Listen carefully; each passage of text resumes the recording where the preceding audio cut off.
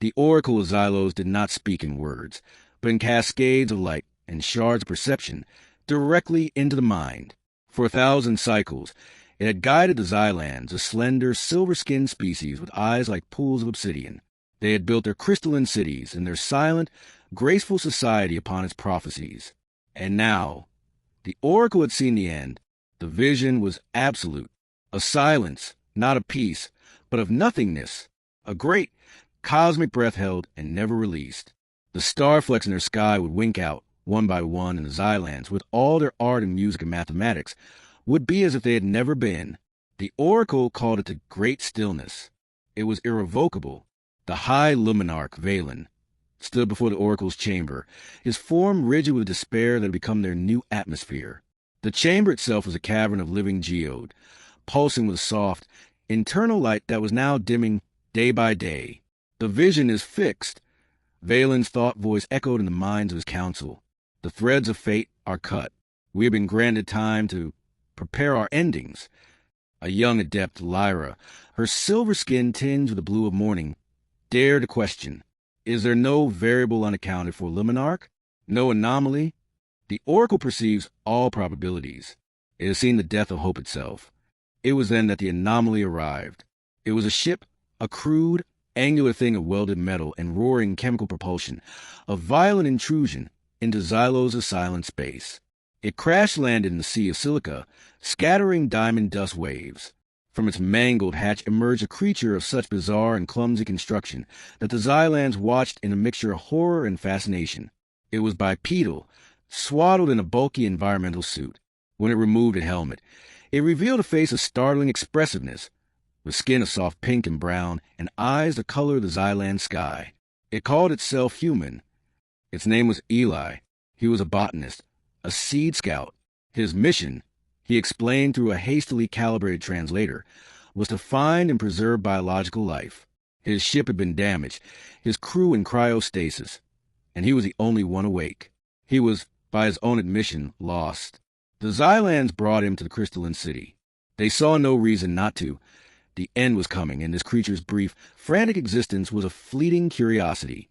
Eli, however, did not behave like a subject of a terminal prophecy. He was busy. He marveled at their architecture, his blunt-fingered hands hovering over the light sculptures. He asked incessant, illogical questions. Why are these towers shaped to catch the morning light? Is it for energy? When told it was for beauty, he simply nodded, as if that was the most sensible answer in the universe. He noticed the decay, the fading pulses in the walls, the listless movements of Xylans. He saw their despair, and he mistook it for a curable malady. You need something growing, he said to Valen one day, standing on a high balcony overlooking the city. Something green. Growth is irrelevant, Valen responded, his thought voice flat. The great stillness comes. All things return to the base state, to dust. But dust is where things grow from. Eli said, his own voice a strange, melodic counterpoint to their silent communication. He held up a small, sealed capsule. This is soil from Earth. It's full of death, yes, decayed matter, but it's also full of life, potential. The Xylans humored him. It was a distraction. They gave him a small, abandoned plot on the outskirts of the city, a place where the light crystals had faded to a dull gray. Eli worked with a furious, pointless energy. He tilled the alien regolith, mixing it with his precious earth soil. He sang as he worked, a rough, rhythmic noise that was utterly alien to Xylan silence. He planted seeds from his ship's archive. Then, he did something that shocked the Xylans to their core. He poured precious water, siphoned from his ship's failing systems, onto the barren ground.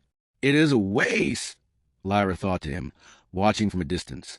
That water is your life. Life is the point, Eli grunted, wiping sweat from his brow. You can't save it for later. You have to spend it. Days turn into cycles. The Xylans continue their serene preparations for the end, composing final symphonies and etching their history into permanent crystal, all while watching the little human's futile struggle. The Oracle's light continued to dim. Then a miracle happened, not a grand, cosmic one, but a small, green one, a shoot tender and defiantly bright, pushed through the gray soil. Then another and another. Eli had grown grass. Then came a flower, a small, sun-yellow bloom with a face that turned toward Xylos's pale sun. The Xylans began to gather. They had never seen such a color, such a blatant, unapologetic declaration of life. They did not communicate in words, but collective, wondering silence fell over them.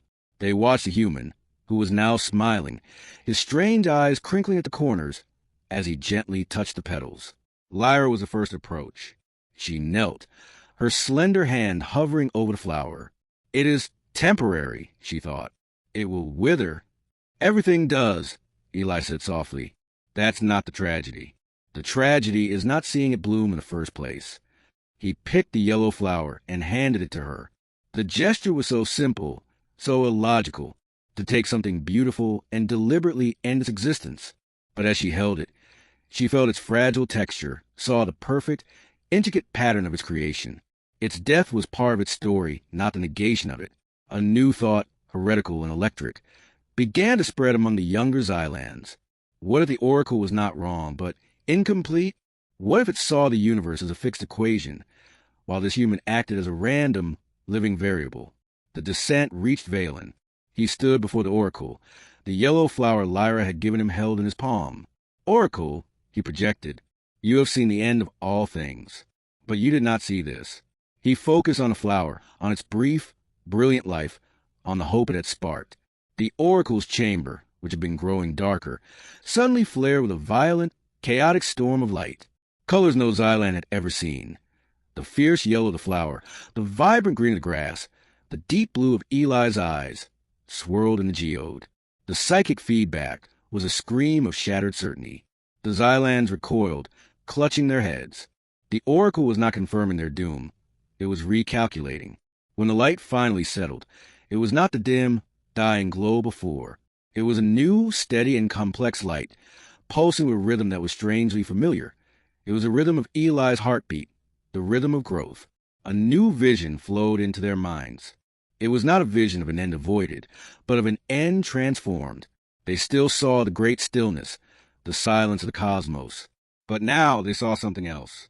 They saw a single crystalline seed hidden deep within the heart of their world, containing the entire pattern of their civilization, their music, their knowledge, their light sculptures, even a memory of a yellow flower.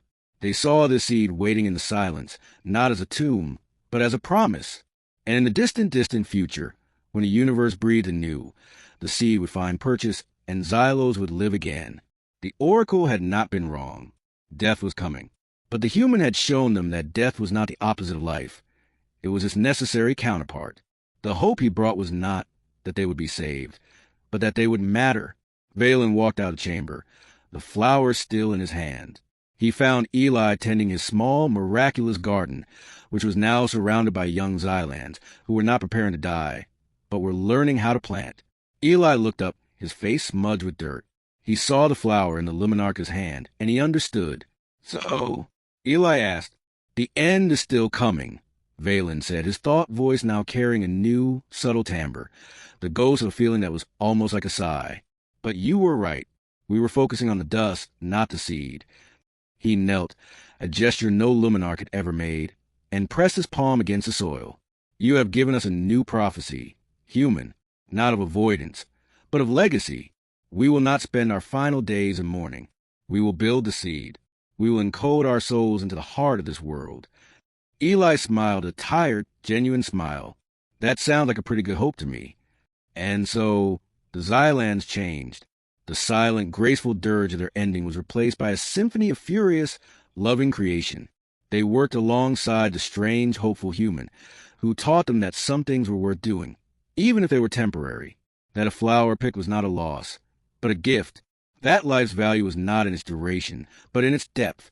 When the great stillness finally came, it was not with scream, but with a slow, quiet exhalation. The stars winked out. The cities fell silent.